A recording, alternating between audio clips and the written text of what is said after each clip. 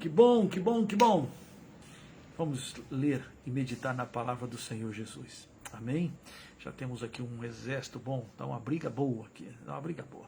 Abra sua Bíblia e eu espero que você fique conosco até o final, pedindo a graça do Senhor e o cuidado do Senhor também sobre nós, tá certo? Então, que o Senhor te abençoe, te fortaleça e te fortifique. Abra aí, na primeira carta de João, capítulo 5, e nós vamos ler os últimos versículos da carta de João, da primeira carta, do apóstolo do amor. E nós temos meditado nesta carta nesses dias e eu queria começar com você a partir do versículo 13 e vamos até o versículo 21 quando encerramos. Está com a sua Bíblia aberta? O que é importante é estar com a Bíblia aberta. Diz assim a palavra de Deus: estas coisas vos escrevi, a fim de saberdes que tendes a vida eterna, a vós outros que credes em o nome do Filho de Deus. E esta é a confiança que temos para com Ele, que se pedirmos alguma coisa, qualquer coisa, segundo a sua vontade, Ele nos ouve.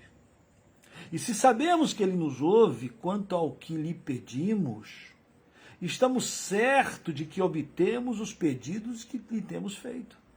Se alguém vir a seu irmão cometer pecado, não para a morte, pedirá, e Deus lhe dará vida aos que não pecam para a morte.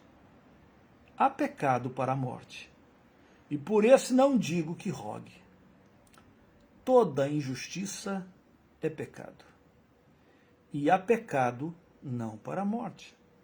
Sabemos que todo aquele que é nascido de Deus não vive em pecado. Antes, aquele que nasceu de Deus o guarda, e o maligno não lhe toca. Sabemos que somos de Deus e que o mundo inteiro jaz no maligno. Também sabemos que o Filho de Deus é vindo e nos tem dado entendimento para reconhecermos o verdadeiro. E estamos no verdadeiro, em seu Filho Jesus Cristo. Esse é o verdadeiro Deus e a vida eterna.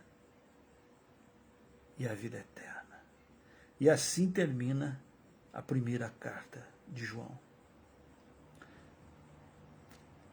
Eu tenho falado que o João, chamado de apóstolo do amor, ele é duro e ao mesmo tempo amoroso, e ele tem um embate muito grande.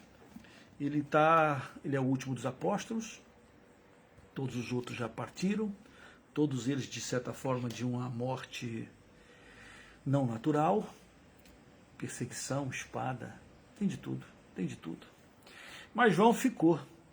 Provavelmente João está aqui na virada do primeiro século, enfrentando situações e filosofias e gente que está entrando com isso dentro da igreja, com aparência de espiritualidade, de religiosidade, mas ao mesmo tempo está solapando a igreja. E aí João precisa se manifestar, João precisa escrever.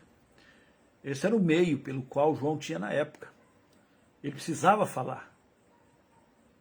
Então ele escreve essa primeira carta cheia de amor, cheia de orientação, cheia de convicção, mas também cheia eu diria, de contundência, de coisas muito claras, muito diretas, muito objetivas, para que a gente possa ter confiança, para que a gente possa ter empolgação no servir e no caminhar com o Senhor, para que a gente possa desejar ardentemente ser edificado, transformado, alimentado no amor, e que sejamos edificados. Esta é a palavra que ele mais usa.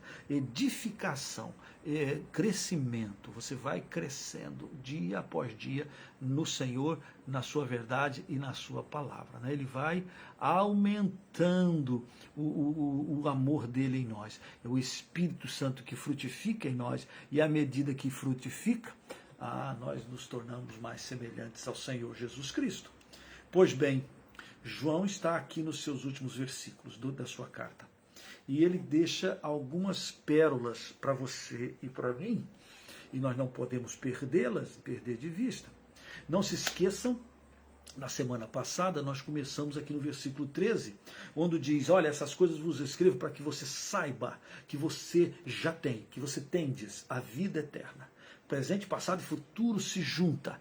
E João diz, olha, eu quero que você entenda que a vida eterna não é uma como é que fala? Uma roleta russa, que uma hora você tem, outra hora não tem, uma hora você está, outra hora não está. Não é uma situação desesperadora. E tem muitas pessoas que dizem crer em Jesus, que uma hora vive como, eu perdi a salvação, eu ganhei a salvação, eu não sei se vou ter a salvação. Quem é que sabe se é possível ser salvo? Eu estou aqui esperando na graça. Esperar na graça é maravilhoso. No entanto, o que João está dizendo para você e para mim é que você tem que saber, entender, compreender. Deixa descer isso para sua mente, para o seu coração, de tal maneira que você tenha convicção. Convicção.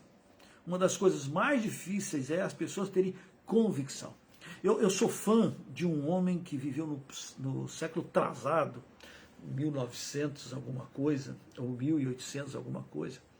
E esse homem chamava-se George Miller. E George Miller, ele queria servir ao Senhor, e ele estava numa época muito complicada. Era uma época em que a filosofia era tipo assim, tinha a filosofia da morte de Deus, né? Como nós não precisamos mais de Deus. E havia na Inglaterra daquela época um desalento com a presença de Deus. Parece um pouco meio período agora, né? Em que as pessoas estão perdendo de fato a comunhão e a intimidade com o Senhor e a convicção com o Senhor. E aí o George Miller, ele botou no coração dele que de certa forma, ele queria dar testemunho para o mundo dele de que Deus é real, que Jesus é real, que Deus está vivo, que ele se importa, que ele entende. E aí, de uma maneira radical, ele tomou um propósito. Qual era o propósito? Eu não vou pedir nada para ninguém. Eu não vou pedir nada para ninguém. Porque se Deus é Deus, e ele é, e se Deus ouve as orações, e ele ouve, eu vou falar com ele. E ele vai mover nos corações das pessoas. Eu vou falar com ele. E assim ele fez disso uma máxima. E esse homem, George Miller, ele chegou a sustentar, naquela época a Inglaterra passava momentos complicados também, e tinha muita criança abandonada, e ele ele então fundou um orfanato, e ele chegou a ter 10.000 crianças nesse orfanato. Algumas histórias dele são fantásticas. E se você puder achar qualquer coisa de George Miller, qualquer biografia, alguém falando alguma coisa, compre, leia, não é? Estude, medite na maneira como esse homem resolveu demonstrar a partir da sua vida a fé em nosso Senhor e Salvador Jesus Cristo.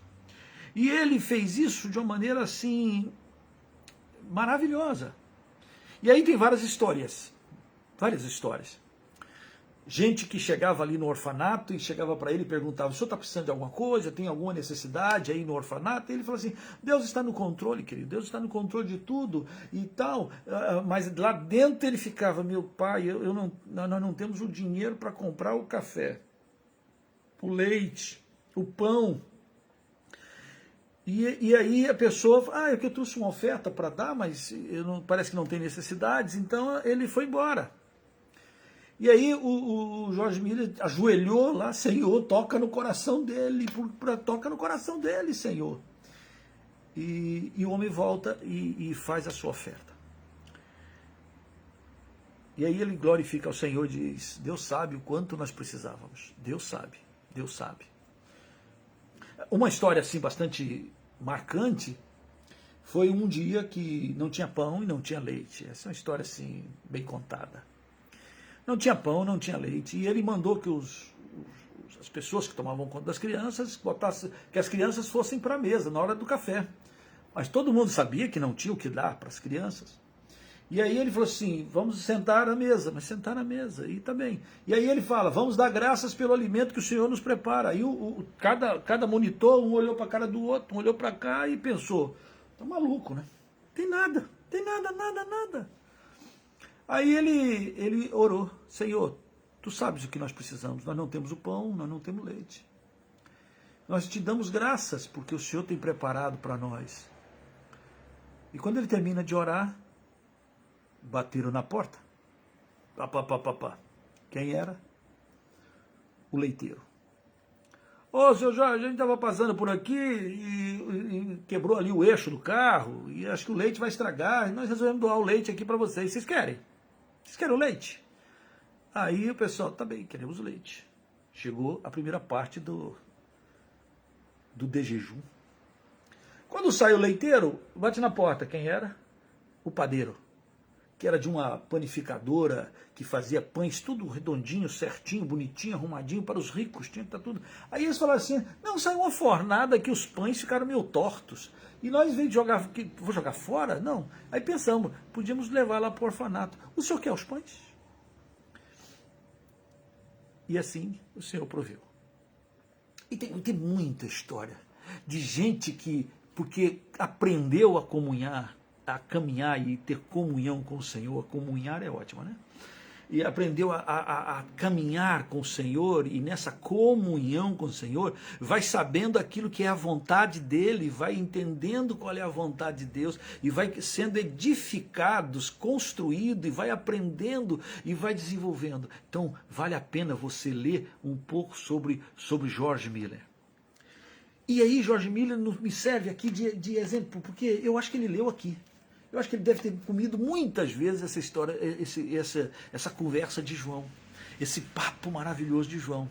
Olha só, eu tenho certeza, olha, essas coisas eu vou dizer para que vocês tenham certeza, convicção de que você é filho de Deus, que você foi comprado, lavado pelo sangue do Cordeiro, que você é salvo, né? Que você é dele, que você foi selado, marcado pelo Santo Espírito da promessa, né? Você é dele, é para ele, é para a glória dele. Então, quer dizer, o fato de ter essa convicção muda a sua perspectiva. Se você tem convicção de que Deus está contigo todos os dias até a consumação dos séculos, isso tem que mudar a sua maneira de caminhar e de pensar e de fazer e de falar. Muda. E quanto mais você cresce, quanto mais você é edificado, quanto mais você desenvolve, quanto mais você cresce, mais o Senhor vai fazendo em ti pessoas parecidas, semelhantes com Ele. Olha aqui que coisa linda. Você já sabe, você tem a vida eterna. Se você entregou a sua vida para Jesus, se você já teve o seu nome escrito no livro da vida, se você abriu seu coração e disse: Senhor, entra, toma conta da minha vida, Ele quer que você saiba.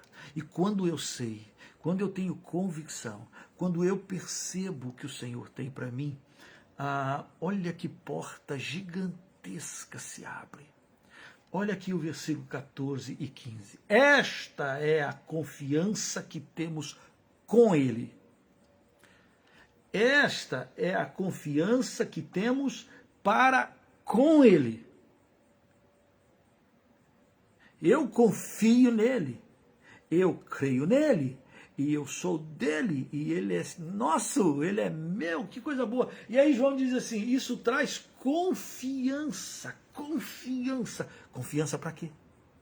Para, como George Miller, provar, testemunhar que o Senhor Deus está vivo e que intercede por nós, que está vivo e ouve as nossas súplicas, as nossas orações. Olha o que ele escreve, versículo 14, está aí, olha só. E esta é a confiança que temos para com ele, que se pedirmos alguma coisa, segundo a sua vontade, ele nos ouve. E se sabemos que ele nos ouve quanto ao que lhe pedimos, estamos certos que obtemos os pedidos que lhe temos feito. Uau, hein? Uau! Eu preciso ser sincero com os irmãos. Tem dia que eu oro, mas não tenho convicção assim, sabe? Tem dias que eu nem oro aquelas orações formais. Eu apenas penso, desejo, converso, estou andando no meio do mato, conversando, ô Senhor, se pudesse fazer isso, ô Senhor, Senhor, como é que vai fazer aquilo, ô Senhor, não é? E ele, conforme o seu poder que é operante, ele pode fazer infinitamente mais do que pedimos ou pensamos, conforme o seu poder que opera em nós, com o seu poder que opera em nós.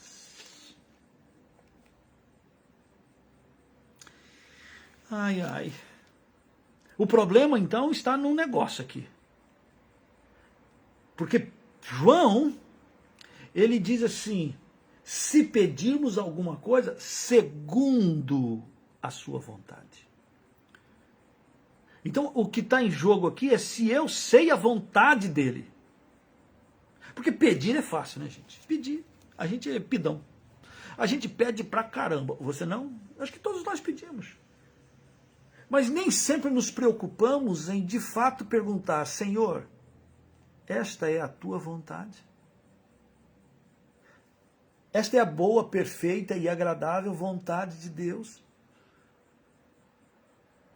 Quando eu for pedir alguma coisa, será que você e eu passamos aquilo que vamos pedir no crivo, na peneira, para saber se aquilo é para a glória de Deus, é da vontade de Deus ou é apenas uma coisa nossa?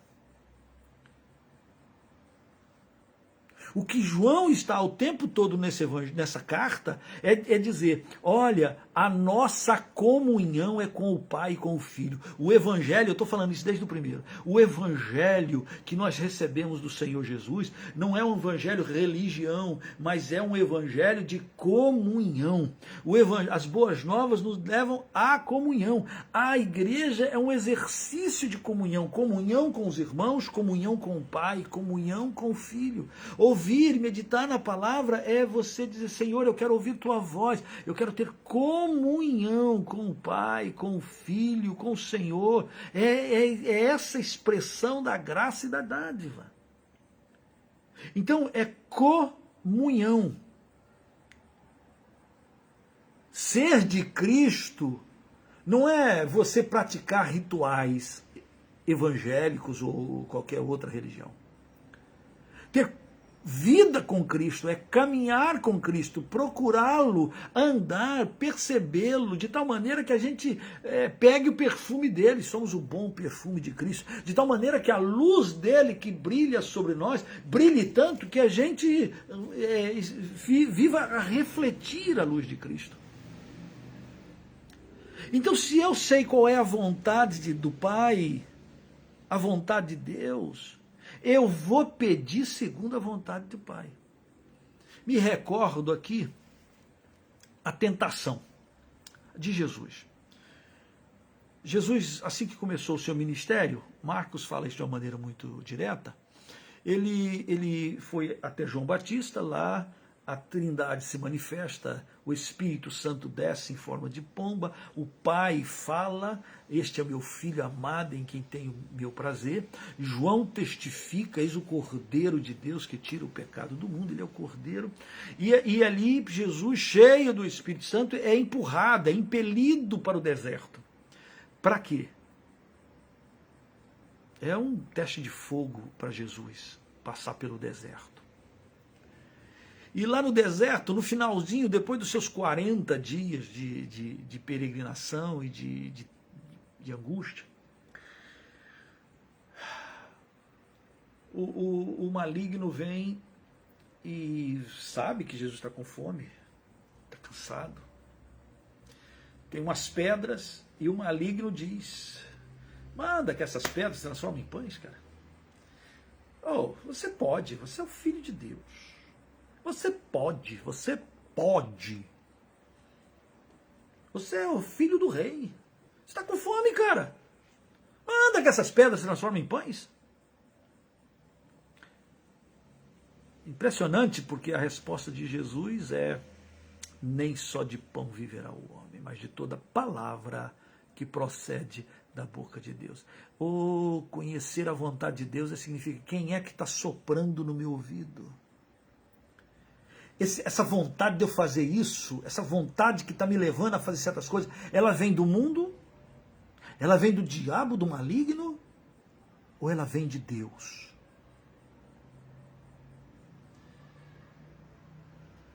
A sintonia de Jesus é clara. Ele falou assim, olha, quem está mandando eu fazer isso é o diabo. Eu vou por acaso ficar obedecendo o diabo.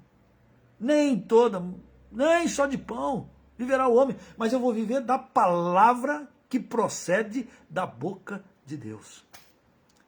É a vontade de Deus. Interessante, porque lá na tentação, como Jesus usou a palavra para dizer nem só de pão viverá o homem, está escrito. Ele então cita a palavra. O maligno cita a palavra. Como tem gente citando a palavra de Deus, soprada, mudada, alterada, envergonhada na boca do maligno. Olha, está escrito, aos teus anjos dará ordens para que mal nenhum te aconteça. Salmo. Opa, está escrito, salta daqui, pula daqui abaixo e todo mundo vai ver que você é o cara. Você é o bambambam. Salta. E Jesus disse, mas também está escrito, não tentarás ao Senhor teu Deus. Eu preciso saber discernir a voz de Deus. Você precisa entender para a gente não cair nas ciladas. Quem é que fala comigo? Com quem eu estou mantendo comunhão? A comunhão do crente é com o Pai, com o Filho e com os irmãos. Você não pode ficar fora da comunhão da igreja, do corpo de Cristo. Não é para você seguir rituais, mas para você ter comunhão, ajudar, levar as cargas uns dos outros, e assim cumprireis a lei de Cristo. Nós vamos crescendo na verdade, nós vamos crescendo no amor, nós vamos crescendo, nós vamos amando e sendo amados.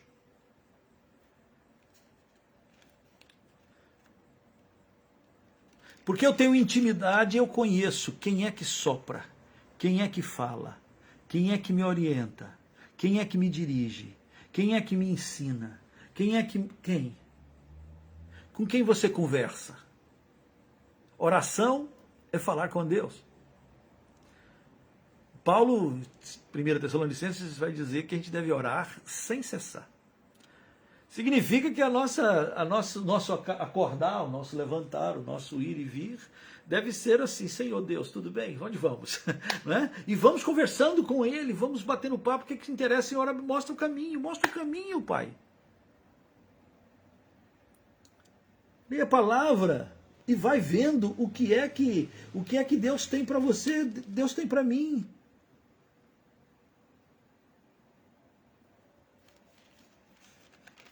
Você vai lendo e vai meditando e vai vivendo. E vai vivendo. Porque tem comunhão com o Senhor. Por isso que João coloca a expressão se você pedir segundo a vontade de Deus.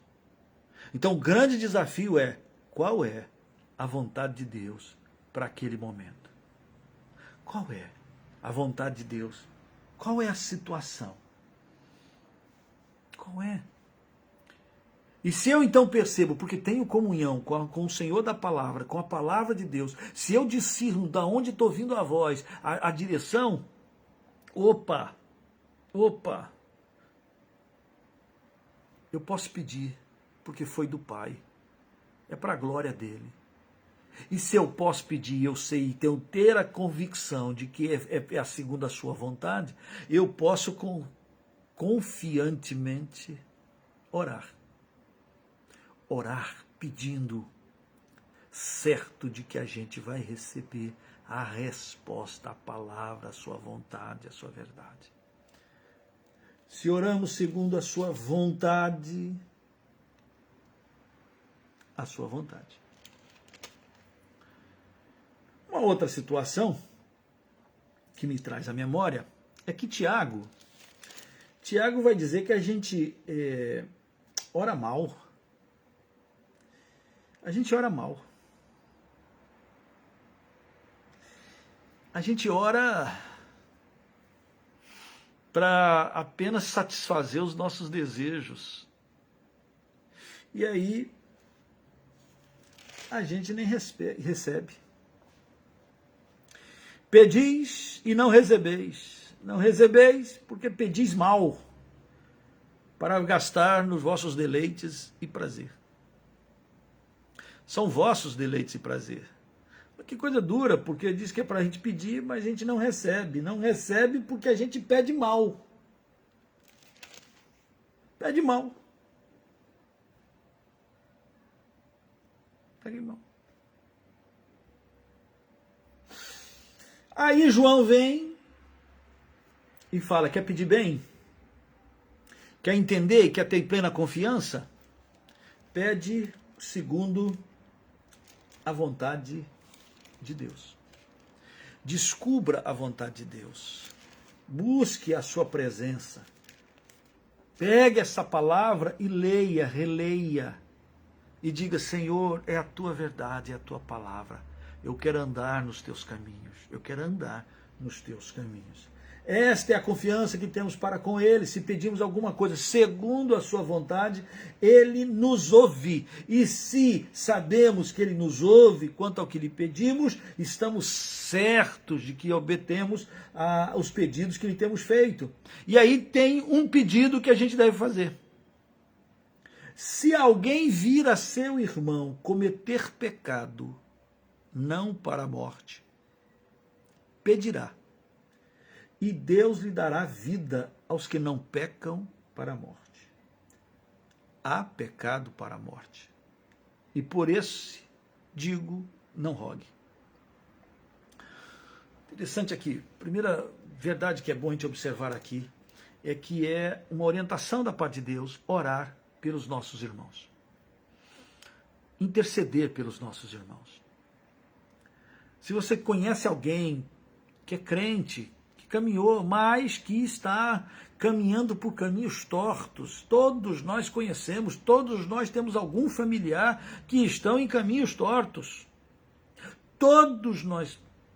E aí o que é que diz João? Diz assim, ó, se você souber, se alguém vir a seu irmão cometer pecado, se você vir, interessante esse negócio de você vir. Jesus já falou lá atrás, lá no Evangelho. Se teu irmão cometer, se você viu teu irmão cometer pecado, e você é responsável por ele, vai lá e fala. Vai lá e conversa com ele. Vai lá e diz, irmão, o que está acontecendo? Eu não converso, não é para conversar com terceiros, não é para lançar notícias fakes, não é para você fofocar. Não é para isso, é para você ir lá. Se você viu a coisa, viu o problema, viu o pecado, você vai a ele e confronta. Ah, pastor, isso é muito difícil. Sim, é muito difícil, mas é assim que tem que ser. É assim que é para ser. Ah, se foi o outro que viu fala, não é para você falar. Você não viu. Né? Você vai chegar lá e vai dizer, irmão, você está fazendo isso e isso. Como é que você sabe que eu estou fazendo isso e isso? Não, porque eu não vi. Quem é que viu? Ah, fulano. Ah, então fulano que resolve. Eu não vi. Você não viu. Se vir teu irmão pecar, se viu cometer pecado, é para você orar, é para você pedir, Senhor, visita-o, Senhor, toca, Senhor, limpa, Senhor, purifica, Senhor, vasculha, Senhor, chacoalha. Pedirá pela vida dele, porque o salário do pecado é morte. Então é para nós orarmos. Não há quem não peque, não é verdade? Não há, queridos. Então, em vez de a gente ficar, como se diz, espizinhando, a palavra é pede, ora, Senhor, visita aquele crente que está agindo de uma maneira sem vergonha. Ah, visita fulano, fulana, visita, Senhor, tem misericórdia dele. Tem misericórdia dele, senão ele vai perder a vida eterna e vai para a morte eterna. Às vezes eu acho que nós, os cristãos, não acreditamos no inferno. E o inferno é uma daquelas doutrinas, está na Bíblia, que se eu pudesse, eu falei assim, vamos tirar isso, realmente à vontade, porque o inferno é um negócio assim, imagina, completamente oposto ao que a gente crê que será o céu. Então, se no céu tem luz, no inferno é trevas. E a Bíblia fala várias vezes, apartai-vos de mim, os que praticam a iniquidade, lá fora haverá choro e ranger de dente, vão para as trevas, densas trevas, ausência plena de luz. O inferno não é uma fogueirinha que o pessoal lá fica fazendo festa, como alguns desenham e alguns filminhos. Ah, fulano desceu, foi visitar o inferno para ter uma opção. Meu Deus, você vai no inferno, não vai ver nada, vai ver trevas. Vai ouvir gemidos, vai ouvir solidão. Imagina você em trevas, em solidão, você não consegue enxergar um palmo à frente do seu nariz. Ouve os gemidos, mas você não sabe se você pode dar um passo e ir ao encontro do gemido. E se você chegar no gemido, o que é que você vai fazer? Para tudo quanto é lado, não encontra nada. Solidão eterna, um pavor eterno, uma agonia eterna. O salário do pecado é a morte, é separação de Deus. E se Deus é luz, o resto que resta do outro lado são trevas. Quão densas trevas serão? Então você viu alguém cometendo pecado, aí você pega e fala assim, ah, fulano vai para o inferno, como se fosse uma opção de veraneio. Ah, eu vou para o Rio 40 graus, ou eu vou para onde? Acho um outro lugar quente para ficar, como se fossem opções de lugar. Ah, não deu para ir para o céu, fui para o inferno, estou no inferno. Ah, inferno é legal, legal, querido. No inferno são trevas. Já teve fobia? Medo, e não consegue sair do medo? Já teve sonhos à noite que você de repente entra num elevador, o elevador fecha e ninguém abre aquele troço e você fica preso naquele negócio? Gente, o inferno é plena solidão, ranger de dente e trevas, a ausência completa de amor, a ausência completa de alegria, a ausência completa de esperança, a ausência completa de vida.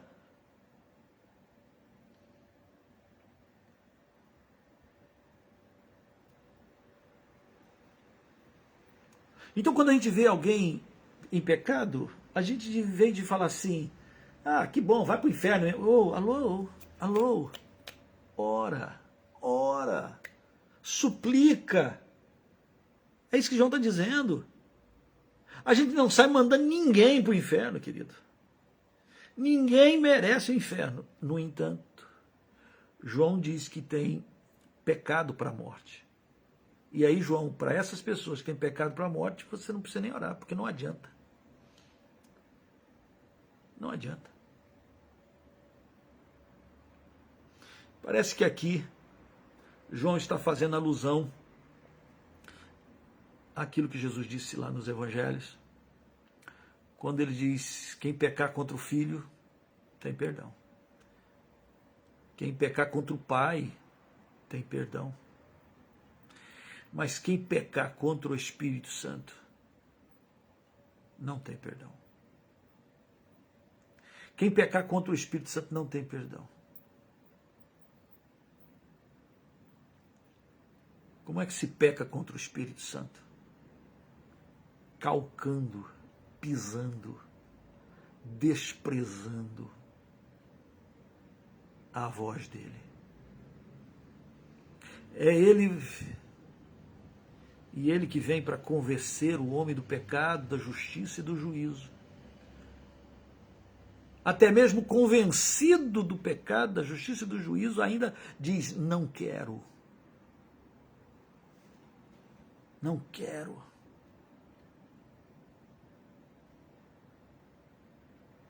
Isso é uma blasfêmia. É a pessoa que morre na incredulidade. É a pessoa que nega, rejeita, apostata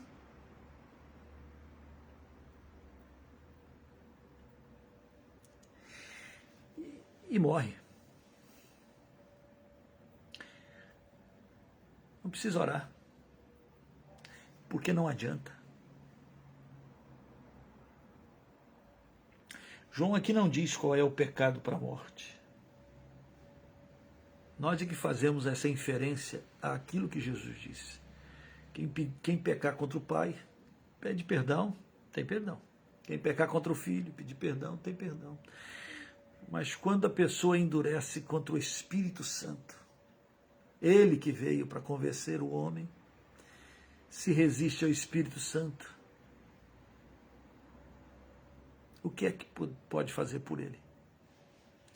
Se ele rejeita o testemunho,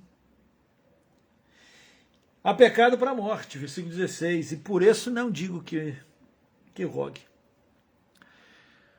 Para mim aí também posso pensar, a pessoa morreu em pecado, não quis saber de Deus. Não precisa orar por ele. Depois da morte, não adianta se orar. Fulano morreu, vamos orar por ele, para que ele saia lá do purgatório. Nem purgatório tem, gente. Quem comigo não ajunta, espalha. Então, o inferno é algo tão real, assim como o céu é real.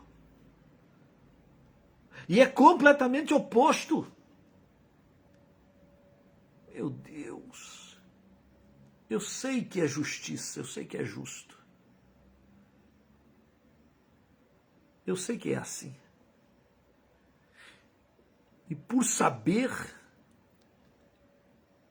é que o coração aperta quando você vê uma pessoa que não aceita o convite à graça, que rejeita a palavra, que rejeita o evangelho, que arruma desculpas e mais desculpas para não seguir tendo comunhão com Cristo, com o Pai e com os irmãos, com a igreja. Vive aí, vai vivendo, em vez de crescer na comunhão sagrada do Senhor. Vai vivendo por aí. Mas você que me ouve, você que está aqui até agora, o Senhor não te chamou para viver na margem. O Senhor te chamou para ser o cara da oração. O Senhor te chamou para ser aqui o cara da convicção. O Senhor te chamou para ser o cara da certeza. Eu sei que sou dele, ele é meu Pai. E eu sei qual é a sua vontade para mim. Eu estou clamando porque eu sei na sua palavra, eu sei que eu caminho com ele. Então eu estou orando e orando segundo a sua vontade. E segundo a sua vontade, Deus realiza qualquer coisa.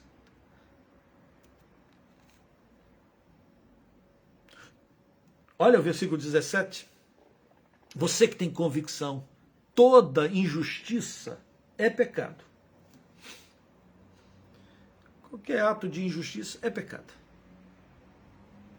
O Senhor vai fazer novos céus e novas terras, como diz Pedro, onde habita justiça. A esperança da glória, a esperança que nós temos em Cristo Jesus é que Ele está no controle de todas as coisas. Ah, está difícil. Está difícil. O mundo está complicado? Está complicado. Mas quem tem Jesus sabe que a nossa vida não se limita a este mundo. Quem tem Jesus não se limita a esse mundo. Quem tem Jesus quer caminhar com Ele. Olha o versículo 18. Sabemos que todo aquele que é nascido de Deus não vive em pecado. Notem que aqui, mais uma vez, João está dizendo, olha, eu não estou dizendo que quem tem Jesus não peca. Não, ele não está dizendo isso. Quem tem Jesus não vive em pecado. Quem tem Jesus acorda de manhã e espera, eu quero não pecar hoje. Eu quero não errar hoje. Quem tem Jesus quer viver melhor. Quer ter na sua presença, e quer andar na sua presença, e quer ser perfeito, quer ser. Bom, sabemos que nem Paulo, nem nós alcançamos a perfeição. Mas eu esqueço das coisas que para trás ficam, como Paulo, e eu prossigo para o prêmio da soberana vocação em Cristo Jesus, porque o meu alvo é ser como Jesus. Ora, se eu quero ser como Jesus, eu não posso viver na prática deliberada do pecado. Não dá para alguém dizer assim, eu sou crente, mas eu estou vivendo uma vida em pecado. Ou cara, ou você não é crente, você está enganando a si mesmo, e você precisa se converter. Ou você acorda a vida, querido. Volta logo, porque essa vida de deliberação, tem alguma coisa errada nessa história. Não dá para dizer que você vai para o céu se você continua vivendo na esbórnia. Não dá para dizer, eu tenho certeza da vida eterna. Eu tenho certeza porque tem a doutrina tal, A, B, C, então eu tenho certeza de que vou para o céu. Ô, filhinho, se você diz que tem certeza, mas você vive em pecado, na prática deliberada do pecado, isto é, você quer continuar pecando, ou você nem o viu, nem o conheceu. Você precisa se arrepender, você precisa encontrar com Jesus, você precisa cair do seu cavalo, do seu pedestal. O apóstolo Paulo, ele escreve dizendo, olha, quanto à justiça que há na lei, ele era irrepreensível. Mas no dia que ele encontrou Jesus, que ele caiu por terra, que ele viu a luz, depois ele vai escrever que ele, que se achava irrepreensível, agora ele é o principal dos pecadores. Ele é o principal dos pecadores. Eu não quero viver na prática da injustiça, não quero errar, não quero pecar. Todo aquele que é nascido de Deus, todo, não vive em pecado. Pastor, é possível que eu peque? Sim, é possível que você peque. Isto é possível que você andando e escorregue. É possível que você andando e tropece. Mas não é algo que você deseja e planeja, é isso. Pelo contrário, quando você então pecar, escorregou, falou uma besteira, falou uma coisa que não devia falar, deixou de falar, uma coisa que deveria ter falado, ou falou uma coisa, mas não falou em amor, não falou segundo a vontade de Deus, pecou. O que você faz? Vai chorar ao pé da cruz, né? Nem isso que a gente faz. Senhor, errei, oh Deus, eu sou essa coisa, eu sou essa porcaria aqui. Oh Deus, tem misericórdia de mim, perdoa. Sim, sim, sim. Ah, se confessar o nosso pecado, ele é fiel e justo. Ah, isso é a coisa mais linda do Evangelho. É que o Evangelho é o Evangelho do renovo, o Evangelho é o Evangelho da restauração. Mas o Evangelho não é o Evangelho em que eu me acomodo e desejo a lama. Como é possível alguém que sabe que Jesus morreu na cruz por causa dos nossos pecados, ainda queira viver em pecado? Como é possível que tem gente, não, porque eu estou garantido, eu sou predestinado. Varão, se o é, então você precisa viver como? Pronto. Viva em Cristo, para a glória de Cristo. Sabemos que todo aquele que vive, que é nascido de Deus, não vive em pecado. Aquele que nasceu de Deus, Deus o guarda. E o maligno não lhe toca. É de Deus. É de Deus. Sabemos, olha que coisa fantástica, quantas vezes João usa essa expressão para que você tenha convicção, clareza.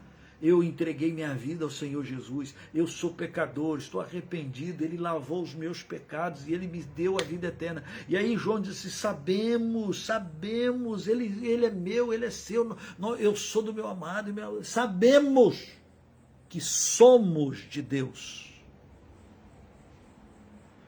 E que o mundo inteiro, sepultado, aqui jaz, no maligno. Você pensou nisso? Você vai andando pela rua e começa a ver pessoas, o mundo inteiro, sem Jesus, zombando de Jesus, brincando com as coisas de Deus, desprezando o Senhor Jesus. E muitos até que se dizem crentes também, porque estão perdendo a doce comunhão, andar com Ele, viver com Ele, ajudar os outros, manifestar a sua graça, seu amor e procurar de todas as maneiras viver sem a prática de injustiça. Também sabemos que o Filho de Deus é vindo. e nos tem dado entendimento para reconhecermos o verdadeiro. E estamos no verdadeiro. Aleluia. Em seu Filho Jesus Cristo. Este é o verdadeiro Deus e a vida eterna. Este é o verdadeiro Deus e a vida eterna. Interessante, Pedro gosta da expressão pedra de tropeço, né? E aí Pedro vai falar que ele é a pedra viva, mas ela é a pedra viva para os que creem. Para os outros é pedra de tropeço. Em outras palavras, ou eu me jogo nesta pedra viva e sou edificado e alicerçado e tenho vida eterna, ou eu tropeço. Então eu tropeço na vida, em Cristo, no Evangelho, na palavra. Tropeço. Já pensou? Andar tanto para viver de tropeço em tropeço? Não. Nós somos dele. Ele é o verdadeiro. Ele é o verdadeiro Deus. E outra, se alguém tem vida eterna, só nele, porque ele é a vida eterna. Por isso que na semana passada nós falamos o que João diz aqui: aquele que tem o Filho tem a vida. E aquele que não tem o Filho de Deus não tem a vida. Quem não tem Jesus não tem nada. Quem não tem Jesus não tem vida eterna. É Cristo Jesus. Só Ele. Somente Ele. E para a glória dele. E que bom que temos Ele. Pelo menos Ele. E aí então, João termina com um alerta. Se Jesus Cristo é o Deus, né? Este é o verdadeiro Deus. Se Jesus é o verdadeiro Deus, cuidado. Filhinhos, guardai-vos dos ídolos. João termina assim. Ele é o verdadeiro Deus. Cuidado com o que você coloca no lugar dele. Porque tudo que você coloca no lugar do verdadeiro Deus, Jesus Cristo. Ah, não, eu coloco Jesus num canto. Pior seria, você faz uma imagem de Jesus e o bota lá na parede, ali é Jesus. Ou então você, não gosto de imagens desse negócio, eu não sou idólatra. Mas é avarento. Ama mais o dinheiro e acha que tem mais fé no dinheiro do que no Deus Todo-Poderoso, Criador dos céus e da terra. Então não é à toa que João termina dizendo: guardai-vos, cuida, tem cuidado. Buscai, pois, em primeiro lugar o reino de Deus e a sua justiça. Deus em primeiro. Ele é o primogênito dentre os mortos, ele é o Senhor. Ou Jesus é o primeiro na sua vida, ou você é idólatra. Porque a idolatria é você trocar e adorar e servir a criatura ou coisas criadas em lugar do Criador, que é bendito eternamente. Amém.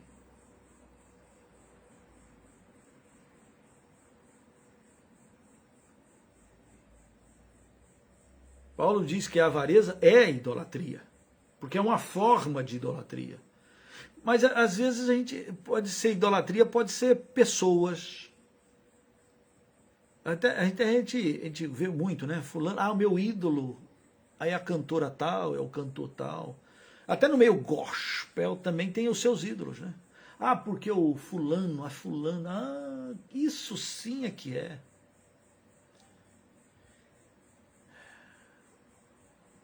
Se Jesus não é o primeiro, descubra o que é que tem sido primeiro na sua vida. Descubra o que é primeiro. Não troque Jesus por nada. Por nada.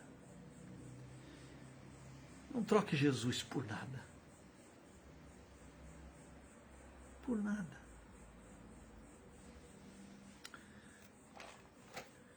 o Salmo de número 115. Acho que é o 115.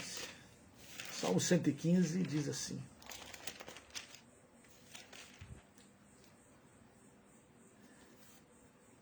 não a nós, Senhor, não a nós, mas ao teu nome dá glória, por amor da tua misericórdia e da tua fidelidade.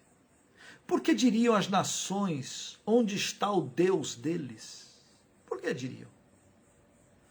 No céu está o nosso Deus, e tudo faz como lhe agrada. Prata e ouro são os ídolos deles, obra das mãos dos homens. Tem boca, mas não falam. Tem olhos, mas não veem. Tem ouvidos, mas não ouvem.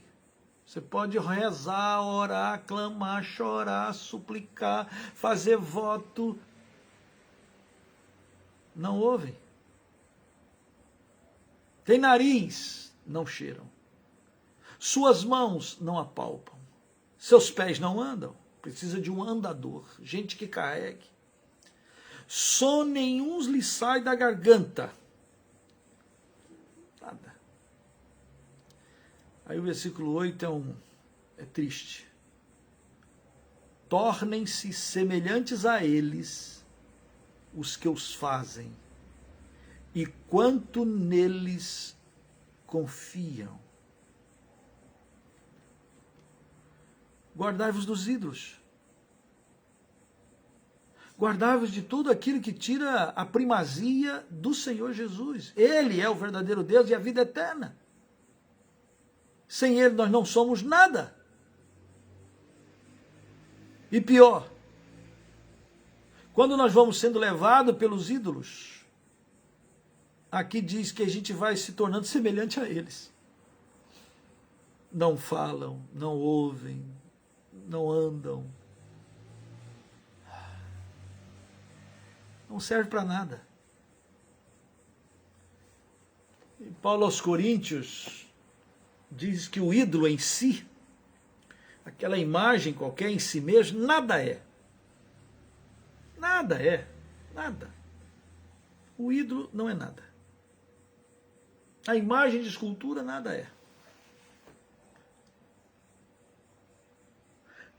Mas quando eu sacrifico a um ídolo, Paulo diz que a gente sacrifica demônios. O que tem por trás de cada ídolo são demônios. E diz Paulo aos Coríntios: eu não quero que vocês sejam participantes de nada disso.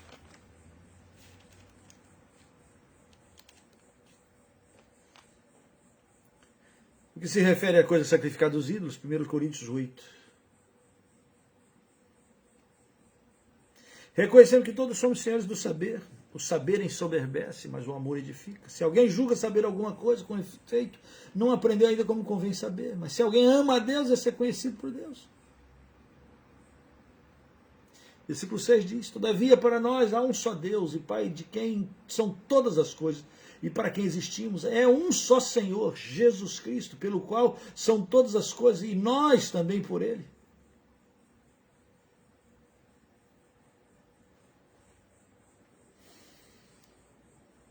Ai, ai. O ídolo nada é. Mas eu vou me tornando semelhante a ele.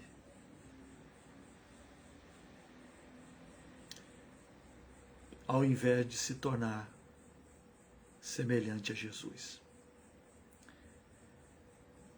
Que você deseje ser semelhante a Jesus. Que você deseje ter comunhão com o Senhor Jesus. Comunhão com o Pai, comunhão com o Filho e comunhão com a igreja, com o corpo, como João diz, a nosso evangelho, a nossa comunhão é com o Pai e com o Filho. É comunhão uns com os outros. que você deseje, almeje crescer nessa comunhão, que você almeje conhecer a sua voz e ouvi-la, e identificar a sua vontade e andar por essa vontade. Que você almeje crescer nele, ser edificados em amor e ser trabalhados nesse amor. Lutando consigo mesmo. O Paulo falou que ele esmurrava o seu próprio corpo para que ele não viesse a ser desqualificado. Então você luta para viver o Evangelho. Fazei, pois, morrer a vossa natureza terrena. Toda injustiça, tudo. Bota lá, eu quero ser nova, eu sou nova criatura, eu quero coisas novas, eu quero as coisas de Deus. Eu quero entender e conhecê-lo e amá-lo e viver para Ele. Que você queira crescer e ter comunhão, e desenvolver a sua vida com Jesus. Porque Ele é primeiro na sua vida. E aí você vai sendo parecido com Ele. O contrário também. As pessoas vão se parecendo cada vez mais com o mundo, cada vez mais com a lama, cada vez mais com o ídolo, com o coração endurecido. Só o poder do Espírito para convencer. Então, se você conhece pessoas que precisam de oração, aproveite agora esse tempo para você orar. Ore pelos seus filhos, eu vou orar pelas minhas filhas. Vou orar pelos meus filhos. Ore também, ore pelos seus. E diga, Senhor, como diz tua palavra, visita-os e arranca-os do império do poder das trevas. Convença-os, Senhor, do pecado, da justiça e do juízo. Oh Deus amado, tem misericórdia de nós. Tem misericórdia, Senhor, dessa geração. Ó Deus, as barreiras, os problemas, as dificuldades estão aí. Como também era na época dos apóstolos. Cada geração tem as suas próprias barreiras, os seus próprios embates. Dá sabedoria ao teu povo, Senhor. Dá graça ao teu povo, dá intimidade contigo, porque somente a partir da tua verdade, da tua palavra, é que nós podemos suplantar, superar e cada vez mais ser parecidos com o Senhor. Então vem, Senhor, e cuida de cada um de nós. Vem, Senhor, e derrama do teu Espírito sobre nós. Vem, Senhor, e opera na nossa família. Ó Deus, vê, Senhor, aqueles nossos queridos irmãos que estão afastados de Ti. Ó Deus, visita os nossos familiares. Visita, Senhor, os nossos filhos, as nossas filhas. Ó Deus, visita, Senhor, derrama a Tua graça. Cumpre a Tua palavra. Arranca o Senhor da escuridão. Tem misericórdia, Senhor. Porque o destino eterno, longe da tua vida, longe da eternidade, longe da vida eterna, é uma angústia e uma tristeza tremenda. Tu sabes. Então, Senhor, nós clamamos, visita, Senhor, aviva a tua obra, Senhor, e no decorrer dos anos faze-a conhecida, Senhor. Oh, manifesta os teus milagres, que vidas, famílias, filhos, parentes, irmãos, sejam tocados, transformados, para que vivamos nós, não em injustiça, mas vivamos nós na plenitude do teu amor, do teu Espírito Santo. Guarda-nos, Senhor, de todo mal. Nós te suplicamos e te agradecemos pela oportunidade de estudar a primeira carta de João, para a honra e glória do teu santo nome. Assim te adoramos e te bendizemos e te agradecemos em Cristo Jesus. Amém. Amém. Oh, que bom que você chegou até aqui. Eu queria te desafiar a reler a carta de João. Se você não assistiu os outros estudos, é só entrar lá no YouTube e você tem todos os outros estudos lá de 1 João. E você vai poder também conferir coisas espirituais com coisas espirituais. E crescer na intimidade e na comunhão do Senhor Jesus. Muito obrigado por você estar junto. Ore por nós, ore aqui pela missão Projeto Zero. Olha aqui pelos desafios e venha nos visitar quando puder. Aproveite e ora também pelos nossos missionários. Ore por Hernani Licínia, lá em Foz do Iguaçu. Ore por Luiz Felipe, aqui em Joinville. Ore aqui por Henrique e Gabriela, que estão aqui conosco, aqui em Foz do Iguaçu, em São Francisco. Ore por Juliana, pelos meus filhos. Ore pela nossa casa. Ore para que o Senhor nos dê condições de fazer as reformas que precisam ter feitas aqui. E agradeça a Deus por todos aqueles irmãos que estão com o coração alegre, contribuindo, participando e vendo a boa mão do Senhor sobre todos nós. Tá bem? Fiquem na paz do Senhor Jesus. Quarta-feira que vem nós vamos começar. Estamos aceitando sugestões sobre qual livro ou qual carta você gostaria que nós estudássemos a palavra de Deus a partir da próxima quarta-feira. Então, estamos encerrando aqui o estudo da 1 João. Que Deus possa ter te abençoado, que você possa estar também sentindo a paz do Senhor Jesus e gratidão por tão preciosa salvação que Ele nos deu, como Alice cantou, né? Então, que Deus te abençoe, que Deus te fortaleça. Beijo no coração e até a semana que vem. E pode dar aí suas sugestões, nós vamos orar por isso, tá bom? Deus te abençoe. Uma paz de Cristo.